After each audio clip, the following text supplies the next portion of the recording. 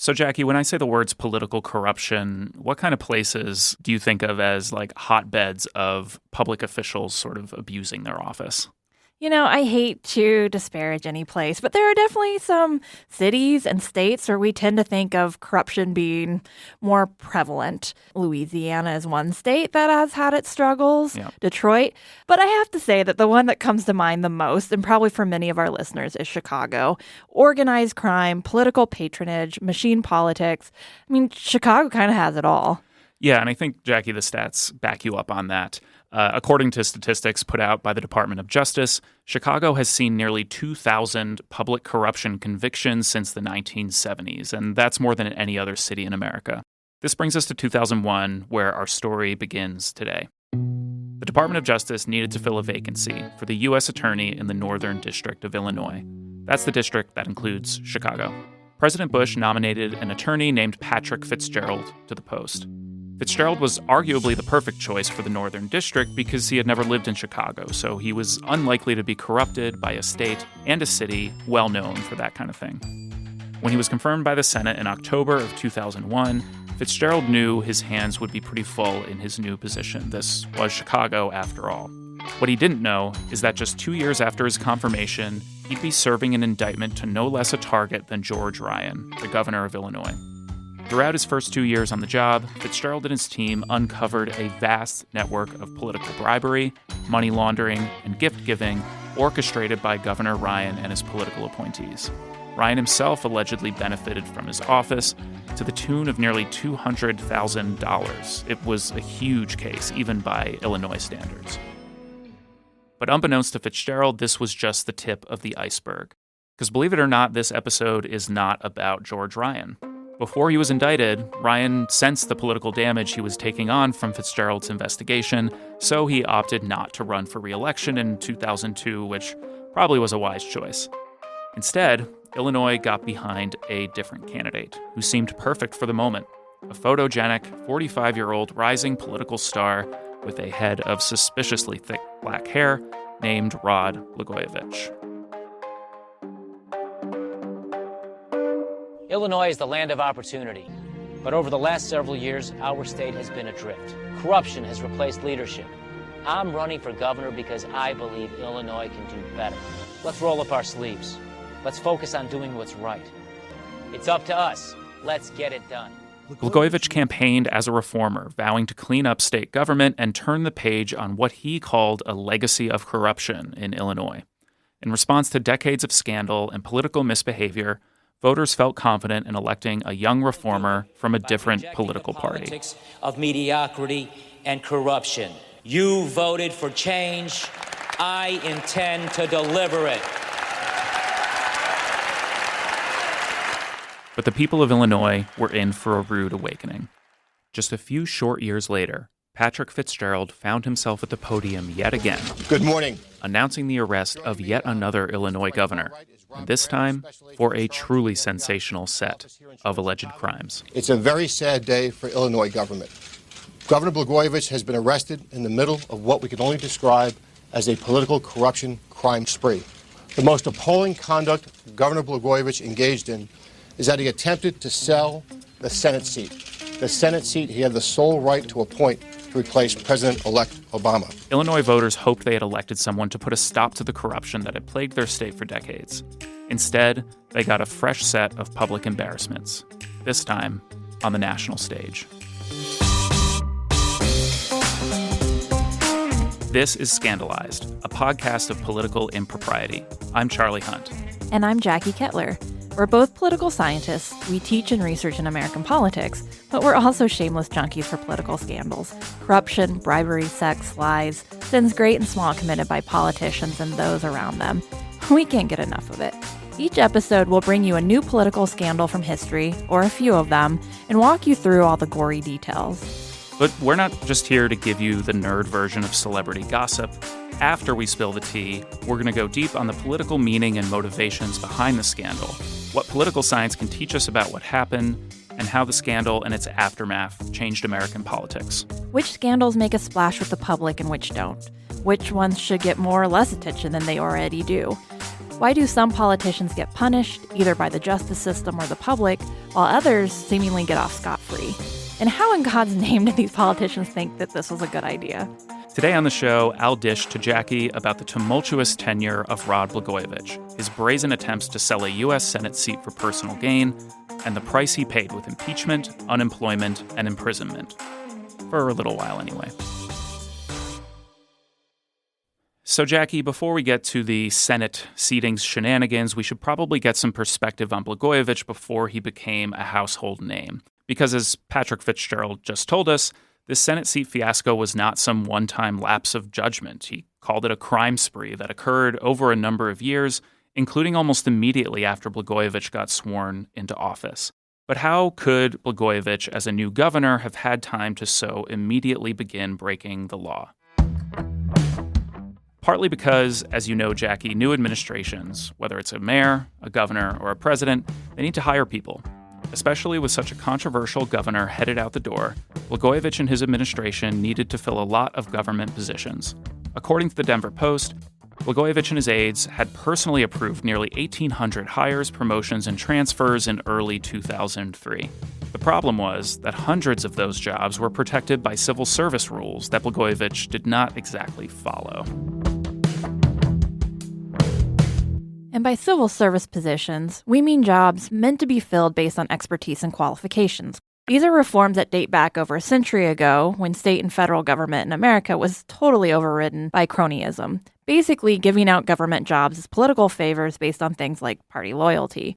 Progressive civil service reform laws were put into place to prevent politics from playing a role in these appointments. Exactly, and I think we already have a sense from Blagojevich that politics was not only part of this process, but that it played a starring role. Fitzgerald's probe into this and other wrongdoing by Blagojevich is called Operation Board Games. It's an appropriate name for the investigation because Fitzgerald needs to take his time getting all the pieces into place. He's trying to nail Blagojevich not just for some questionable hiring practices, but for the full range of extortion, fraud, and influence peddling orchestrated by the governor and his friends. And these friends, they don't end up being all that friendly. In fact, they help lead Fitzgerald not just to the broader swath of corruption Blagojevich is engaged in, but specifically to his attempts to sell Barack Obama's Senate seat. Blagojevich works with, among others, prominent Illinois businessman and political insider Tony Rezko.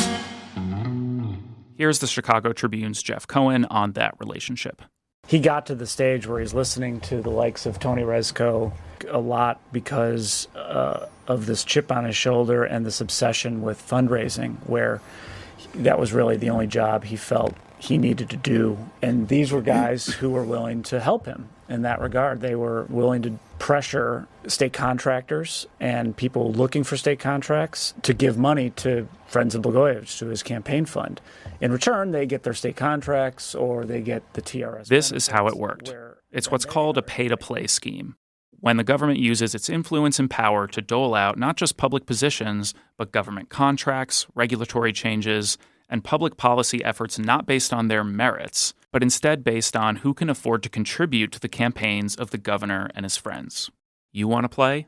You better pay.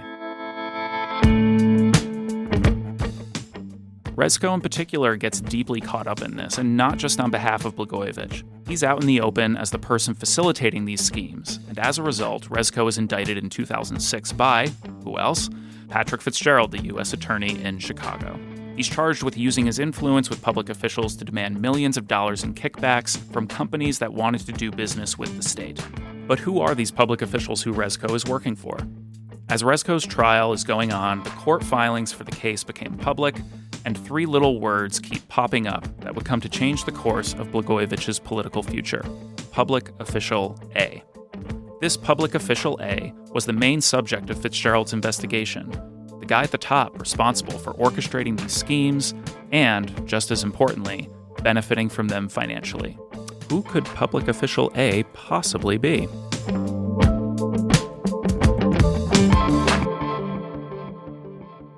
Blagojevich was swept into office on a theme of reform. That's Rick Pearson of the Chicago Tribune. Blagojevich himself hasn't publicly been named yet by Fitzgerald or anyone under investigation, so he does what any good politician would do. He runs for re-election. but it's no cakewalk. We find ourselves in a referendum of whether Blagojevich has really changed the way he's done business, whether he is the reformer that he pledged. It's not as if the ongoing corruption investigations aren't campaign issues. It's the first question in a debate between Blagojevich and his opponent, State Treasurer Judy Bar-Topinka, who has a few theories about who Rezko's public official A might be. You know, we have the U.S. attorney consistently chasing after you and your contributors and making allegations, including calling you public official A. I don't know that you've really done what you promised, and you did promise. Well, she sure does come out swinging, doesn't she? Now, she raises, for example, public official A, but if you want to talk about what public official A really means, it's A for absent. Treasurer Topinka was absent when Governor Ryan was running our state into the ground, and he had the most... Blagojevich manages to dance around the issue. This constellation of emerging scandals is definitely out there, but it's hard for most voters to see the contours of them just yet. And without sufficient details, they're going to have a hard time holding him accountable at the ballot box, even while associates of his like Rezko are falling like dominoes. And Blagojevich, for whatever his faults, is masterful at blurring the lines and talking his way out of trouble. Blagojevich wins re-election by almost 10 points. He lives to fight another 4 years. I want the people of Illinois to know you ain't seen nothing yet.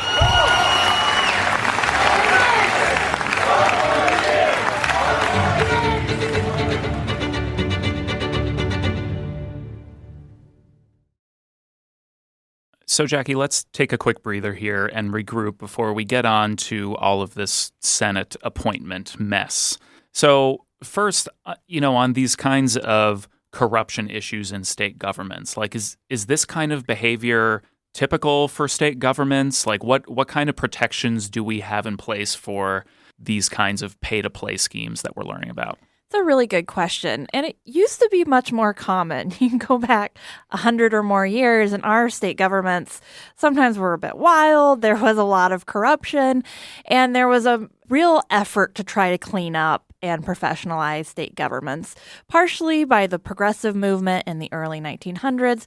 I won't say they don't exist today. I think they probably involve campaign finance and policy more than perhaps these political appointments, partially because we have the civil service reforms we mentioned earlier, where a lot of state government positions are professionals. They're not just put in place by the governor. Well, and this stuff, I mean, even at the federal level goes all the way, like I'm thinking of Andrew Jackson, right? All this party patronage and just giving out jobs based on how loyal you are to the party. So this stuff is an effort to clean up that kind of thing. For sure.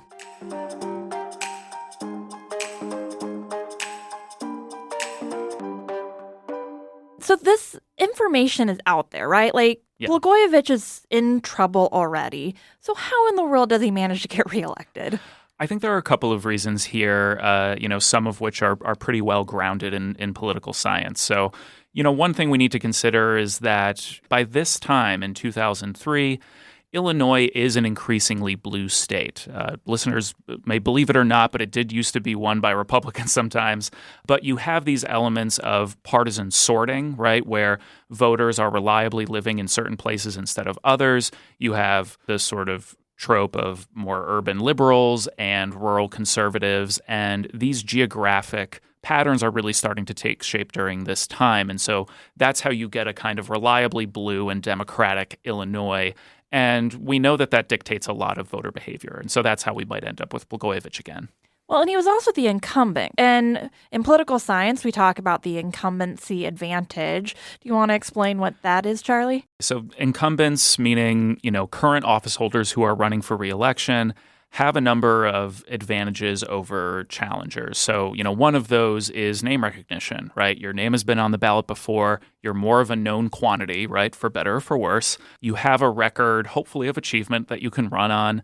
And you also have the advantages of the office itself. Now, Blagojevich may have been using those advantages to, maybe not so legal ends, but you can make public appearances, right, around policy in ways that are not as controversial and really up your profile even more. I'm also curious about voter evaluations of candidates, particularly in Illinois. Given the legacy of corruption, is it possible voters just assume they're all corrupt and don't really take that into account when evaluating candidates? Yeah, I think that's a really good point, Jackie. I think you have a few different elements at work here. Number one is that his opponent in this debate, Judy Bar-Topinka, was serving during the previous administration. And so Blagojevich is able to sort of hit right back at her in sort of tarring her with the mistakes of the George Ryan administration, even if she was not innately involved in that kind of thing. We do have some evidence that at this time, voters did kind of have this view of the matter. During the debate between Topinka and Blagojevich, one of the moderators brings this up explicitly. A recent Channel 9 Tribune poll showed that about the same number of people feel that Governor Blagojevich would clean up Springfield as feel you would, and then there's another third of the people who were surveyed who feel neither of you would do it. What do you say to voters who are looking at this race and throwing up their hands and saying, everyone does it, everyone's corrupt, it doesn't matter which people we elect? A lot of voters are concerned or do have this perspective that our politicians or elected officials are using the office to benefit themselves in one way or another. And so that may be an underlying attitude that's going to, make them more cynical in evaluating candidates. But I think is a really interesting perspective to then say, to kind of excuse the behavior. I mean, Blagojevich is also kind of an interesting character. I mean, do you think that played any role in this, Charlie? I don't think this is the first comparison we're going to make between Blagojevich and Donald Trump. Blagojevich has undeniable charisma. He is a very smooth talker, very good at speaking to voters, has these gifts of communication that someone like Donald Trump undeniably has. And I think in these situations where you have voters feeling really cynical and thinking that, all politicians are corrupt, they're maybe more inclined to say, well, at the end of the day, I might as well go with the guy I like, the guy who sort of communicates well, who has this kind of charisma, right? And is entertaining. Oh, absolutely. I mean, we're going to continue to be entertained throughout this episode. And I think, as we'll discuss later, this may not be the only similarity he shares with Trump.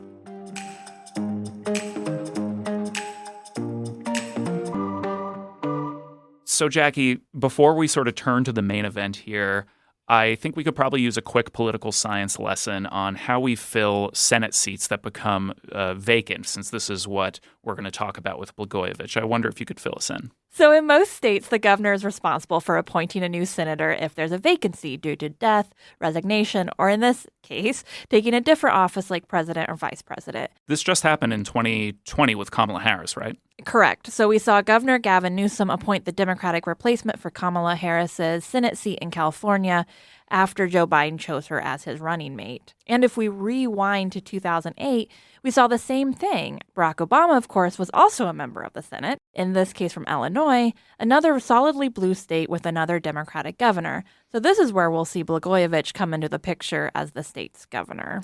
Jackie, do you think governors should really appoint these vacant Senate seats? I mean, shouldn't we just have special elections? This is a really interesting question. Should this just be an appointment? And does it open the door for bad behavior or for governors to appoint political allies, friends, things like that? But at the same time, special elections cost money and sometimes have really low turnout. And it may take a while to hold a special election. Right. If we think it's important that voters have the full representation that they are entitled to in the Senate or whatever office we're talking about, it is important to get that seat filled quickly so that, for example, in this case, Illinois isn't just stuck with one senator for several months. This is one of those situations where it's kind of hard, but we can see advantages and disadvantages to either approach. Absolutely. Coming up next, we'll pick up our story where we left off, with Rod Blagojevich ready to make a splash in his second term as governor.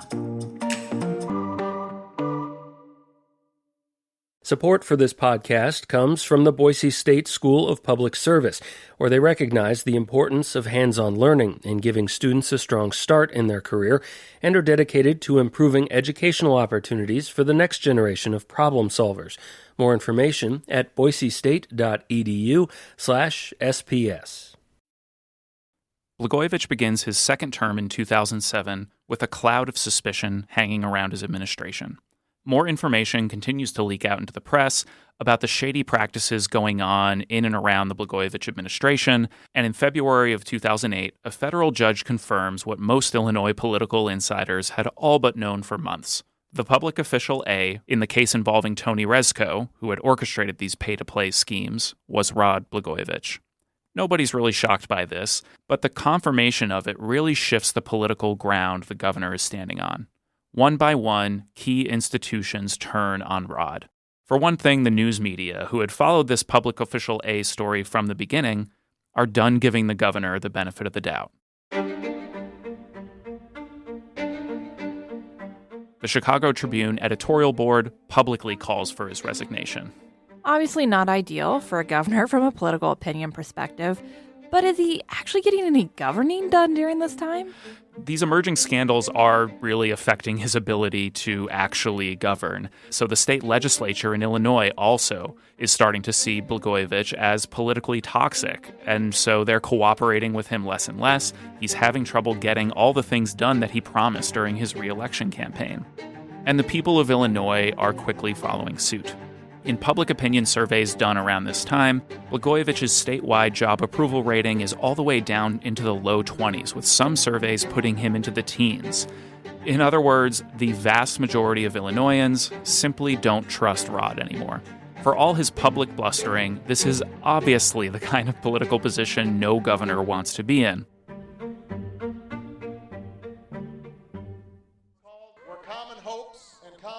But as 2008 inches forward, Blagojevich senses what can only be called a golden opportunity to get him out of this mess. I stand before you today to announce my candidacy for President of the United States of America. Barack Obama, the senator from Illinois, the junior senator from Illinois, has won the Iowa caucuses, the Democratic caucuses in Iowa, the first big test of the 2008 presidential campaign. Senator Barack Obama will win the South Carolina Democratic primary and by a substantial margin. At 7 p.m., Barack Obama is, as of this hour, the presumptive Democratic nominee for President of the United States. As the polls close in South Dakota... After becoming a national sensation with his 2004 Democratic National Convention speech, Barack Obama runs for president and, against tall odds, wins the Democratic nomination over his Senate colleague Hillary Clinton. And although his victory surprised a lot of the Democratic establishment, you'd better believe that Rod Blagojevich was paying very close attention. He'd spent his first 5 years in office selling access to government contracts, policy support, and state government influence in exchange for campaign contributions. If the junior senator from Illinois wins the presidency, Blagojevich is the governor responsible for appointing his successor. Naturally, Blagojevich begins thinking of how he can use this potential decision for his own maximum benefit. What's the status of Fitzgerald's investigation at this point? This is still going on, right? Yeah, exactly. So as Blagojevich is exploring his options, the Operation Board Games case continues to advance. And in June of 2008, Tony Rezko is officially convicted on 6 counts of wire fraud, 6 counts of mail fraud, 2 counts of corrupt solicitation, and 2 counts of money laundering. This is bad news. I mean, obviously it's bad news for Rezko, but it's also bad news for the governor. Here's the Chicago Tribune's John Chase. Once Rezko's convicted and realizes that, the show's sort of over for him, to try to avoid a longer prison sentence, he starts cooperating.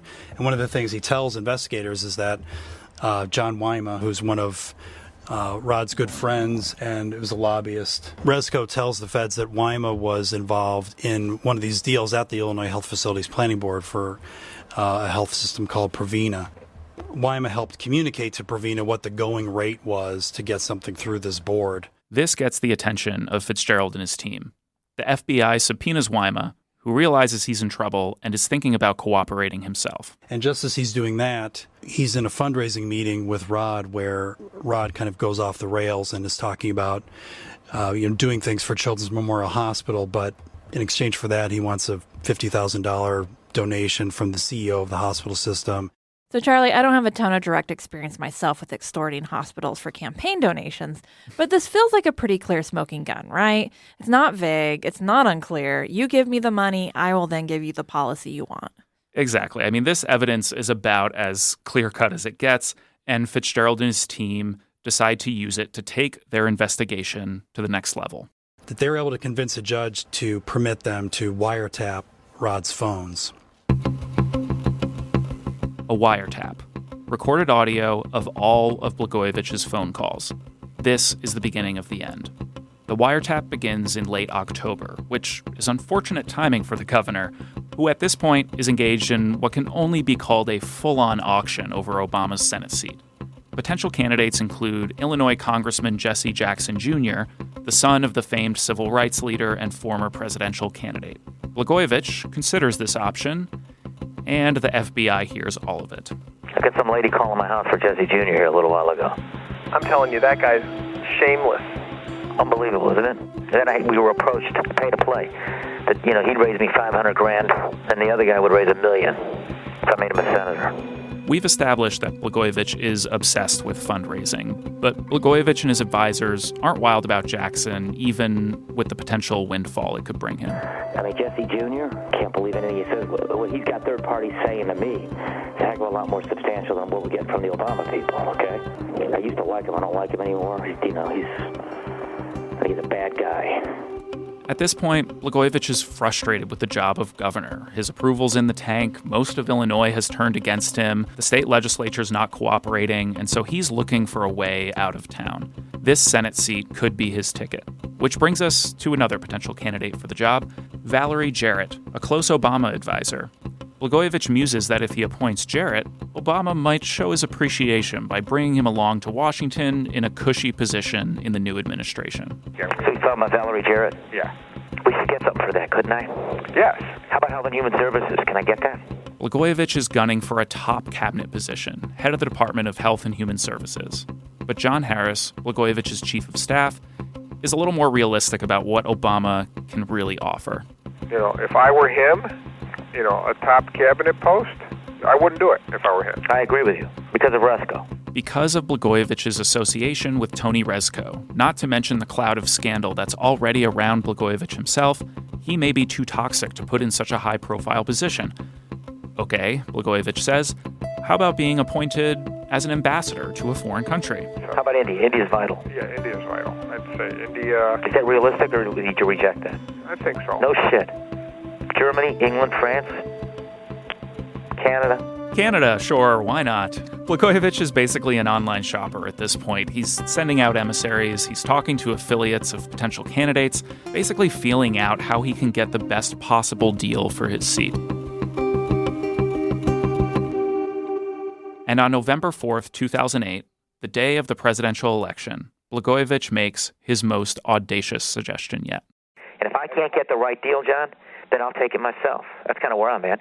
Wow, even for Blagojevich, that is pretty unbelievable. Blagojevich is actually suggesting appointing himself to the Senate seat. Yeah, I guess we got to give him some points for boldness. Plus, his timing is great because later that day, Obama's seat can officially be put on the auctioning block. And CNN can now project that Barack Obama, 47 years old, will become the president-elect of the United States. We project he now has... The very next day after the election, at a press conference, Blagojevich publicly reassures the media and the voters that this is going to be an above-board process, with candidate qualification coming first. I believe that we should find the best qualified person, whoever he or she may be, wherever he or she may come from. And so the process begins today. The thinking begins today. In public, he's acting like everything's on the up and up. Qualification comes first. In private, in discussions with his wife, Patty. What's best for us? Right. First and foremost, on the legal front, the personal front, and the political front, in that order. He's peddling this Senate seat out to whoever can give him and his wife the biggest payoff. The same exact day as that press conference, in yet another taped phone call, Blagojevich articulates, in as clear and profane terms as possible, his plans for Obama's Senate seat. It turns out to be the nail in his coffin. I told my nephew Alex, he just turned 26 today. I said, Alex, I called him for his birthday, and I said, it's just too bad you're not 4 years older, because I could have given you a U.S. Senate seat for your birthday. Yeah. You know what I mean? Yeah. I mean, I've got this thing, and it's fucking golden. And I'm just not giving it up for fucking nothing. I've got this thing, the open Senate seat, and it's effing golden. I'm not giving it up for nothing. This conversation is the last straw for Patrick Fitzgerald. He still has a case he wants to build, but the sheer brazenness of this and the immediacy of it forces him to act early. He can't just let Blagojevich actually sell off a seat in the U.S. Senate, or even worse, take it for himself. So his team assembles the case they've made so far, they collect the wiretaps, they collect the other evidence, and they act before it's too late.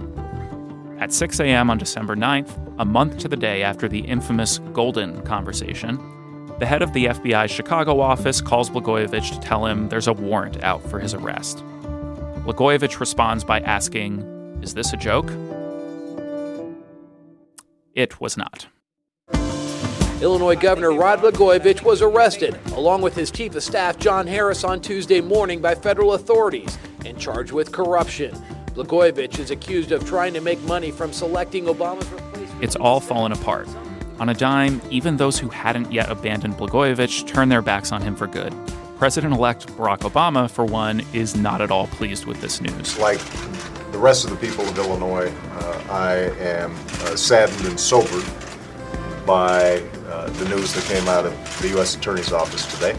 Obama makes clear that neither he nor any of his staff had any conversations with Blagojevich and calls on Blagojevich to resign. Blagojevich's approval rating in Illinois has tanked to 7%, including only 13% of Democrats. 70% believe that Blagojevich should resign immediately, and 73% say that at the very least, the state legislature should impeach him. And the legislature is more than happy to take the voters up on that offer. Blagojevich refuses to resign, and so the Illinois General Assembly, that's the lower house of the state legislature, immediately schedules impeachment hearings and votes for early January. Blagojevich's reaction to this news and his strategy for winning this case kind of tells us everything we need to know about him. In the weeks leading up to the trial, he's not working the case from the inside, trying to convince state legislators to support him. He's not bringing together the best legal experts to win the case. He certainly isn't keeping a dignified silence in the interest of not incriminating himself anymore. Instead, he's on television. Everywhere. Since early this year, Blagojevich has gone on the PR offensive, doing many interviews declaring his innocent, even unsuccessfully. Now give me X number of dollars, which is why so much of the story is upside down and these accusations against me. Taking snippets of conversations out of context. But did you say those things? If you hear the whole story and you hear all of it. Have you lost your political base? Is it gone? Here's a question I have to you, to Mayor Daley, and everyone else. Whatever happened to the presumption of innocence? To be able to deny and prove. And Charlie, does this strategy work? Shockingly, Jackie, it does not. Blagojevich's political situation just simply could not be overcome. The nation and the state's voters had turned on him, and in this case, his colleagues in the state legislature had turned on him. On January 9, 2009, Blagojevich is impeached by the Illinois House of Representatives in a 114-1 vote. 3 weeks later, the Illinois Senate votes unanimously to remove Blagojevich from office.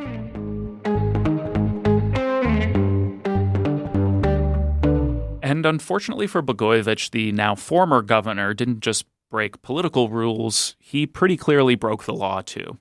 Although it takes some time, including an initially hung jury, Patrick Fitzgerald streamlines the case against Blagojevich.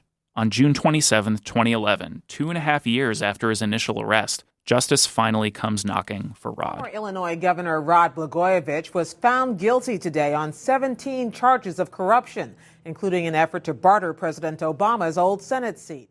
Finally, for a guy who could never stop talking, Blagojevich is speechless. Patty and I obviously are very disappointed in the outcome. I frankly am stunned. There's not much left to say other than... In December of 2011, Blagojevich is sentenced to 14 years in prison. He reported to prison on March 15, 2012 at the Federal Correction Institution in Englewood, Colorado, to begin a sentence not scheduled to end until 2026.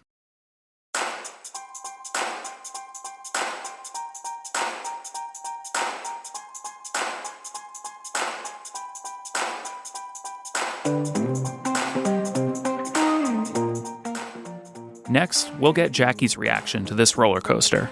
We'll break down the scandal even further by trying to get a handle on why Blagojevich did this. And we'll talk about the twist at the end of this story in which Donald Trump, who else, plays a starring role as Blagojevich continues his search for vindication. Stay with us.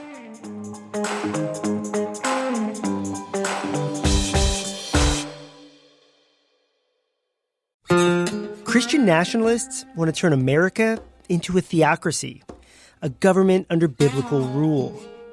If they gain more power, it could mean fewer rights for you. I'm Heath Drusen, and on the new season of Extremely American, I'll take you inside the movement. Listen to Extremely American from Boise State Public Radio, part of the NPR network. So, Jackie, there is still so much to unpack here. I think a lot we can learn from this fairly ridiculous story. To help us untangle some of these threads, I thought it'd be helpful for us to use some categories for discussion. And so I think we'll begin with what I'm guessing is going to be my favorite category, which we'll call What Were They Thinking? Jackie, what in God's name was Rod Blagojevich thinking? Like, did he really think he was going to get away with this? He probably did, in some ways, think that he could get away with this. It reminds me, just some of the brazenness and the unbelievable things that were happening reminds me of some of the different things that happened in former President Trump's administration and his kind of approach to holding the office. What do you think, Charlie? Does that comparison make sense to you? One way in which I feel like he's similar to Donald Trump is that he's clearly unpredictable and really thrives on being unpredictable. And there's actually a great quote from the reporter we heard from earlier, Rick Pearson, that I think speaks to this. He's a very difficult person to try to figure out. People were always asking about, will Blagojevich do X or do Y? And somehow he'd end up doing Z.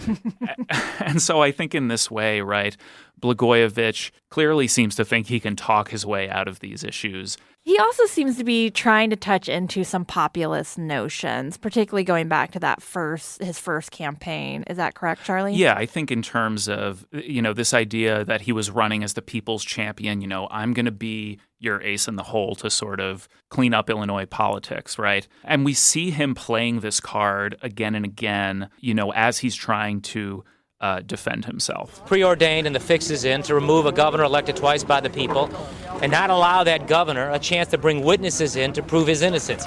And if the senators in Illinois and the lawmakers in Illinois can do that to a sitting governor, imagine what they can do to average, ordinary citizens. During his campaigns for president, Donald Trump, his constant refrain would be, they're not coming after me. They're really coming after you, and I'm the only thing standing in their way. And Jackie, another area, I think we see some overlap is the interaction with the media. Blagojevich clearly enjoys the media attention, it seems like. So, it really seems like he's trying to use the media to get out of trouble, this idea of going public.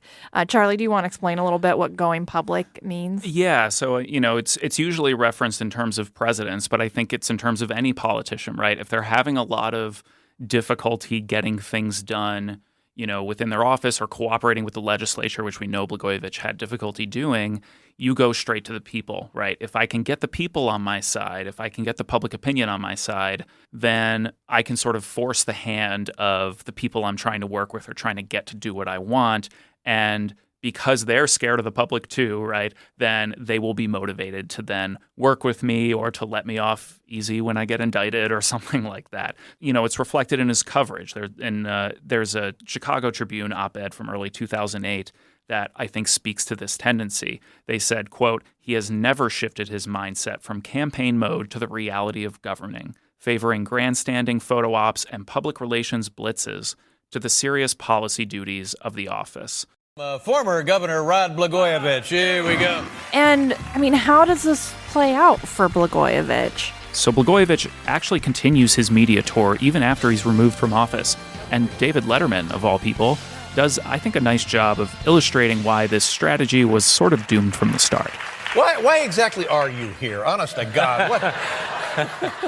Well, I've been wanting to be on your show in the worst way for the longest time. Well, you're on in the worst way, believe me. I saw you on The View. I saw you on the Rachel Maddow show. I saw you on the Today Show. I saw you on, I think, every other show that is in production currently. And the more you talked and the more you repeated your innocence, the more I said to myself, oh, this guy's guilty. I think this plays into this sort of final similarity I kind of see between Blagojevich and Trump, which is the size of the ego. That this is a guy who was drinking his own Kool-Aid, who had this sense that everybody was out to get him, that he was just super aggrieved, right? So in some ways just did not have a realistic expectation, perhaps, or perception of how this was going to play out. You know, we see him kind of descend into this level of what I can sort of only call delusion here. I'm not the first person this has happened to. All you got to do is read the Bible, and parts of the Bible it's filled with stories like this. And then I thought about Mandela, Dr. King, Gandhi, and try to put some perspective in all of this.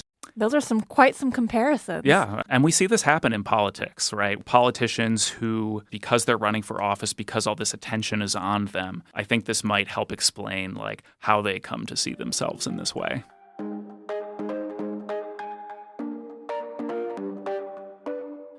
So, Jackie, next I'm going to move us to something that I am calling the George Costanza test. Was that wrong? Should I not have done that? I tell you, I gotta plead ignorance on this thing, because if anyone had said anything to me at all when I first started here that sort of thing was frowned upon, you know, because I've worked in a lot of offices, and I tell you, people do that all the time. So, Jackie, was this wrong? Should Governor Blagojevich not have done that? Well, I actually think it's a little complicated. Broadly, we can probably say yes, but our listeners are probably wondering whether a lot of this stuff was really so serious. Was it totally illegal and obviously wrong against the law, but don't a lot of politicians seemingly do this? Yeah, exactly. And let's be honest, he did a lot of wild things here, including stuff we did not even have time to talk about. But let's start with the big one of selling the Senate seat. So this connects to a broader issue where a lot of politicians, and perhaps voters for that matter, think politics is interchangeable with business. I did an interview years before Tony Rezko was indicted, and he's like, well, that's business. That's what you do. Like, these are my friends. These are people I trust. That was Jeff Cohen from the Chicago Tribune again. And I think Blagojevich really does kind of fall into this same kind of category as Tony Rezko in really having difficulty telling the difference here between what's business and what's politics and what's government and what's campaigns, that these things all kind of run together for him. I want to return to the ambassador topic for a minute, because it just really caught my attention that he was angling for a job as a foreign ambassador for the Obama administration. Obviously, Blagojevich was a bit delusional here. Or was he? I mean, do presidents dole out these jobs as political rewards? I mean, I think we can say that, like, yes, Blagojevich was you had his chief of staff pushing back and saying, like, I don't know if you can really expect to get Secretary of Health and Human Services, which, especially looking forward a year later, they're trying to pass the Affordable Care Act. And it's like, imagine if Rod Blagojevich had been the Secretary of HHS. But when we're talking about ambassadors, that's where we really start to see some pretty questionable hiring on the part of both Democrats and Republicans alike. This is a long-standing practice in terms of handing out these kinds of jobs as a form of patronage for fundraisers or for high-profile supporters and people like that. Where I think Blagojevich and his chief of staff were maybe aiming a little too high was that there's a difference between an ambassadorship to a country that is small or that we don't have a ton of diplomatic relations with compared to like China and India, these major geopolitical players. I'm not sure that was really ever in the cards for Rod. Yeah, I think I agree with you there, Charlie.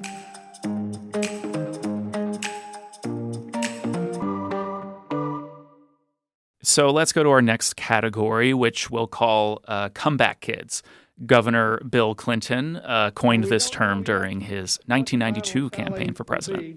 I think we know enough to say with some certainty that New Hampshire tonight has made Bill Clinton the comeback kid. Clinton mounted a comeback in that primary by getting the voters on his side. But I think the problem with Blagojevich is that, as we've talked about, the public really just did not get behind him this whole time. He got impeached. He got sentenced to prison. But, Jackie, the public actually didn't have the last word here. So what do you think? Should we call it a comeback? Well, this is where those comparisons to Donald Trump become even more interesting. In the least surprising turn of events imaginable, Blagojevich, before he's sentenced to prison, becomes a contestant on Donald Trump's reality TV show, The Celebrity Apprentice. It doesn't go well for him. I have great respect for you. I have great respect for your tenacity, for the fact that you just don't give up. But Rod, you're fired. So Trump couldn't give Blagojevich a comeback on The Apprentice, but luckily for Rod, presidents can. When Trump becomes president, the job comes with the power to pardon individuals convicted of federal crimes. And in 2020, Trump decides to commute Blagojevich's 14-year prison sentence.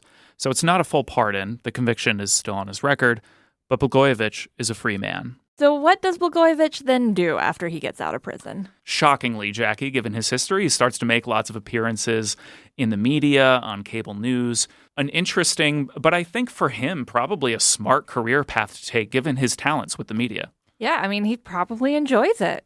I mean, I don't know, Jackie. Particularly in Illinois, do you think an actual political comeback would be possible for him?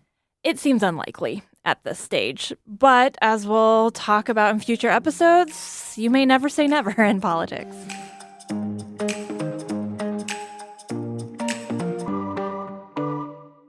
Let's move to our final category that we'll call party favors. You know, the show's about over, but we wanted to give you some little nuggets of information, quotations, or fun facts that didn't quite make it into the meat of the episode. Plus, party favors are probably accurate descriptions of the misdeeds we've seen here, perhaps.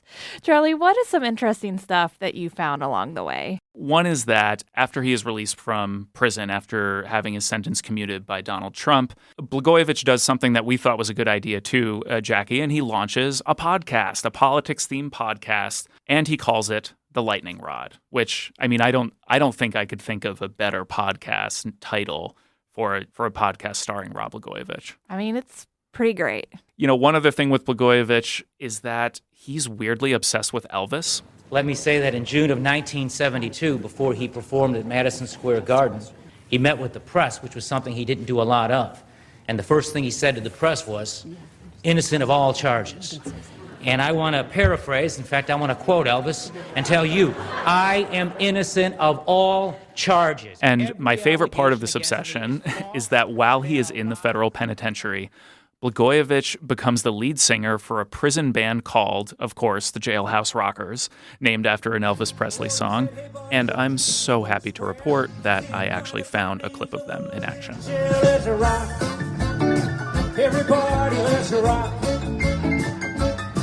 Everybody in the whole jail block. Dance to the jailhouse rock. Dance to the jailhouse rock. Dance to the jailhouse rock. Dance to the jailhouse rock. Everybody in the whole jail block. Dance to the jailhouse rock. Sadly, the band dissolved when the lead guitarist was released from prison. So long live the Jailhouse Rockers.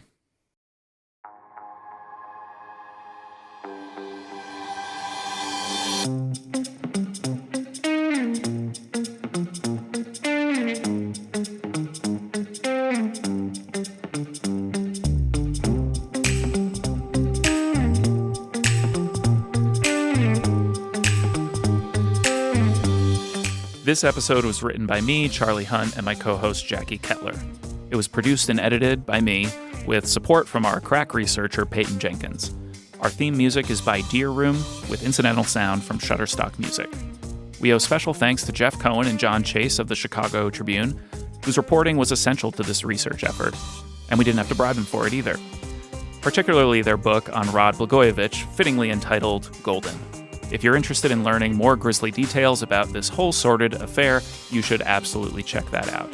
If the only content you're interested in is podcasts, we strongly endorse a podcast called Public Official A from WBEZ Chicago. We also want to thank our season sponsor, the School of Public Service at Boise State University. For more sources and info on all of our episodes, head over to www.scandalizedpod.com.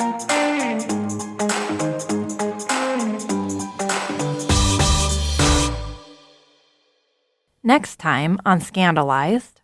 A political mystery in South Carolina. The Republican governor in that state has disappeared. We hike the Appalachian Trail.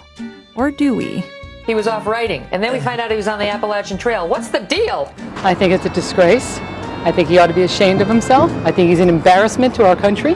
A story about another governor who in 2009 disappeared without a trace from the state he was supposed to be running. Where did he turn up? The answer is pretty scandalous.